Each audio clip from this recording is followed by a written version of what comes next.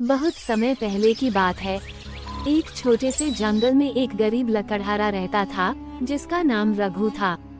वो बहुत मेहनती और ईमानदार था, लेकिन उसकी किस्मत ने कभी उसका साथ नहीं दिया। वो रोज जंगल में जाकर लकड़ी काटता, उसे बेचता और किसी तरह अपना और अपने परिवार का गुजारा करता था।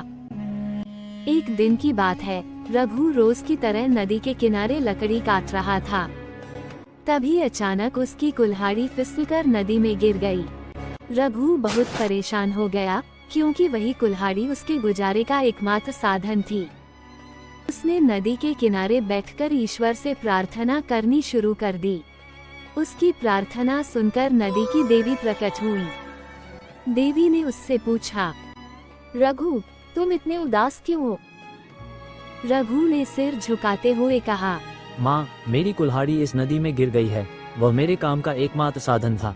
अब मैं अपने परिवार का गुजारा कैसे करूँगा? देवी ने उसकी ईमानदारी और सरलता को देखकर उसकी मदद करने का निर्णय लिया। उन्होंने नदी में डुबकी लगाई और सोने की एक चमचमाती कुल्हाड़ी लेकर बाहर आई। देवी ने रघु से पूछा, क्या ये तुम्हारी कुल्हाड़ी है? रघु ने कुल्हाड़ी को देखते ही कहा, नहीं माँ, यह मेरी कुल्हाड़ी नहीं है। देवी ने फिर से नदी में डुबकी लगाई और इस बार चांदी की कुल्हाड़ी लेकर बाहर आई। देवी ने फिर से पूछा, क्या ये तुम्हारी कुल्हाड़ी है? रघु ने फिर से सिर हिलाते हुए कहा, नहीं माँ, ये भी मेरी कुल्हाड़ी नहीं है।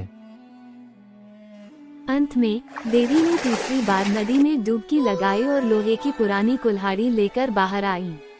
इस बार रघु ने खुशी से कहा, हाँ माँ, यह मेरी कुल्हाड़ी है। देवी ने रघु की ईमानदारी को देखकर उसको तीनों कुल्हाड़ी दे दिया। रघु ने तीनों कुल्हाड़ियाँ लेकर घर की ओर लौट आया। उसकी ईमानदारी की कहानी पूरे गांव में फैल गई।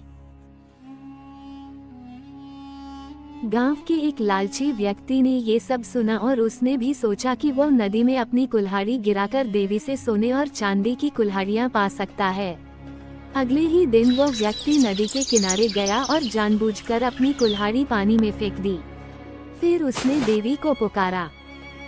देवी प्रकट हुई और उससे पूछा, तुम क्यों उदास हो?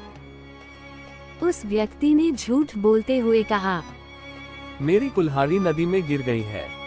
देवी ने नदी में डुबकी लगाई और सोने की कुल्हाड़ी लेकर बाहर आई। व्यक्ति ने तुरंत कहा, हाँ, यही मेरी कुल्हाड़ी है। देवी समझ गई कि यह व्यक्ति लालची और झूठा है। उन्होंने उसकी कोई भी कुल्हाड़ी नहीं लौटाई और वहां से गायब हो गईं। लालची व्यक्ति खाली हाथ घर लौट आया। इस घटना से उसे यह सीख मिली कि ईमानदारी का फल हमेशा मीठा होता है, जबकि लालच और झूठ बोलने से सिर्फ हानि होती है।